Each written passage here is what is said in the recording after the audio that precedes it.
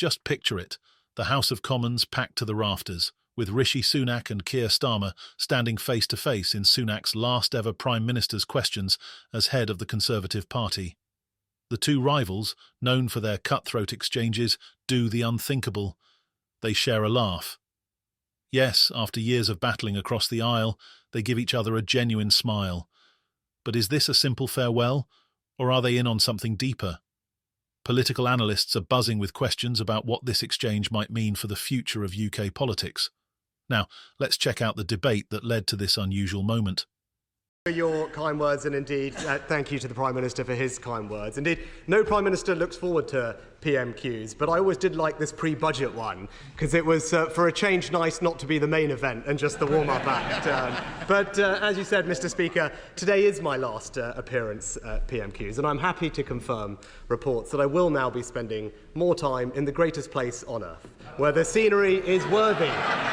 The scenery is indeed worthy of a movie set, and everyone is a character. That's right, Mr. Speaker. If anyone needs me, I will be in Yorkshire. So, and as an adopted Yorkshireman, I'm particularly looking forward to doing the coast-to-coast walk that runs through my constituency and many others. Since 2015, we've made significant progress with a campaign to make it a national trail, and indeed, Natural England are close to concluding their work. So, can I ask the Prime Minister to ensure that the coast-to-coast does indeed become Britain's greatest national trail, and in preparation for my return to the backbenches, would he meet with me to discuss it?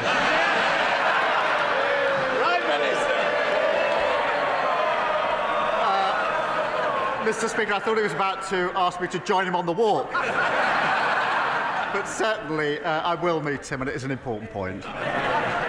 Mr. Speaker, that is very kind of the Prime Minister. I know he's, I know he's partial to the Lake District, but perhaps we can tempt him over to our end as well. Now, Yorkshire is not just famous for its walks, but also for being home to some of England's greatest cricketers.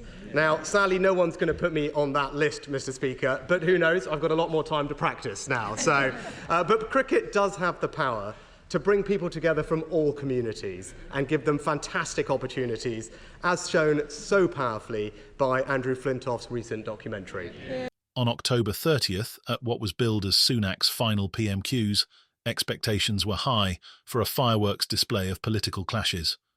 Would Sunak depart with one last brutal blow to Labour's leader? Would Starmer get the last word in their storied rivalry?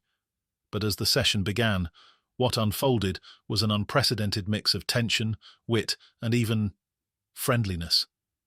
Observers were left stunned when the two leaders, notorious for their heated confrontations, seemed to put aside their rivalry just long enough to crack a joke and share a laugh. From the start, there were signs this wouldn't be an ordinary PMQs. Sunak, known for his precision and formality, seemed relaxed, even nostalgic as he took his place. "Today, I want to recognise decency," he began, throwing an unexpected compliment toward his long-time adversary. Starmer, initially cautious, seemed to warm to Sunak's tone. It was as if, for just a moment, they weren't two fierce rivals fighting for control of the country, but two veterans acknowledging the unique journey they'd taken together in British politics. This light-hearted moment, however, came amid rising speculation about the Prime Minister's exit strategy, sparking suspicions among political insiders. In fact, some close to Westminster were already whispering that Sunak's words might be more than just a gracious farewell. After all, decency isn't a term often thrown around in the high-stakes world of PMQs, especially not after a term filled with political showdowns, policy clashes, and fiery exchanges on the most divisive issues of our time. Could it be that Sunak was making a carefully coded statement, one that hinted at a peace pact or future alliance?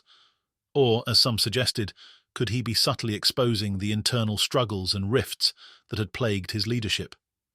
Insiders report that in the days leading up to this final PMQs, Downing Street had been a cauldron of speculation.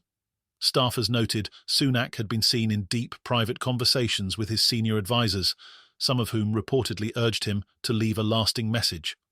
The theory that Sunak's farewell comments were laced with hidden messages quickly took root online, with some even speculating he might reveal insider information that would shake the very foundations of the Conservative Party.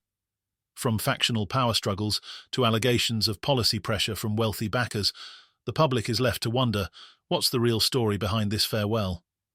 Meanwhile, Starmer, not one to let the spotlight slip away, seemed to seize on this unexpected shift in tone. Smiling, he shared in the moment, throwing in a humorous jab about their rivalry that earned laughs across the aisle.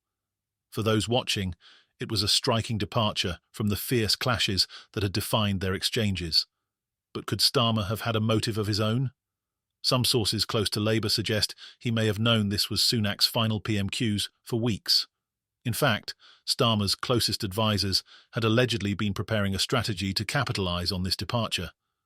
His response, seemingly gracious, may have been an attempt to appear the bigger man, to set himself up as the calm, collected leader Britain needs amid what promises to be a period of massive upheaval in the Conservative ranks. Then, only hours after this unusual PMQs, the bombshell news dropped. One of Sunak's key advisers resigned, sparking speculation that they had been ousted for planning to disclose explosive information about internal party matters. Anonymous sources hinted that the advisor had reportedly threatened to expose private conversations and confidential documents, and the timing couldn't be more suspicious, coming just hours after Sunak's warm farewell to Starmer, which now seemed to have even deeper undertones. Could it be that Sunak's farewell was, in fact, a strategic move to redirect attention away from a growing crisis within his own camp? And let's not forget, within the Tory party itself, not everyone is taking Sunak's departure lightly. Some of his closest allies, apparently rattled by the secrecy surrounding his future plans, have reportedly started organising a counter-movement, preparing to discredit any revelations that might emerge in the coming weeks. There's talk of hastily arranged meetings and last-minute changes to party communications, all designed to control the narrative around Sunak's departure. But as more details trickle out, it's clear that controlling this story may be next to impossible. To the British public, these questions are more than just political intrigue. They're a glimpse into the opaque, often ruthless world of Westminster, where alliances are fleeting and betrayals are common. The farewell at PMQs may have been the closing act for Sunak's leadership, but for those looking closely, it was also the opening scene of a new drama, one that's sure to send shockwaves across the British political landscape. One thing is for sure, this is no ordinary exit. In the days to come, we may witness revelations that make us question the very foundations of leadership, legacy, and loyalty in British politics. Was this farewell a final show of respect, or a masterstroke that concealed even darker intentions? Stay tuned, because what happens next could change the course of the country.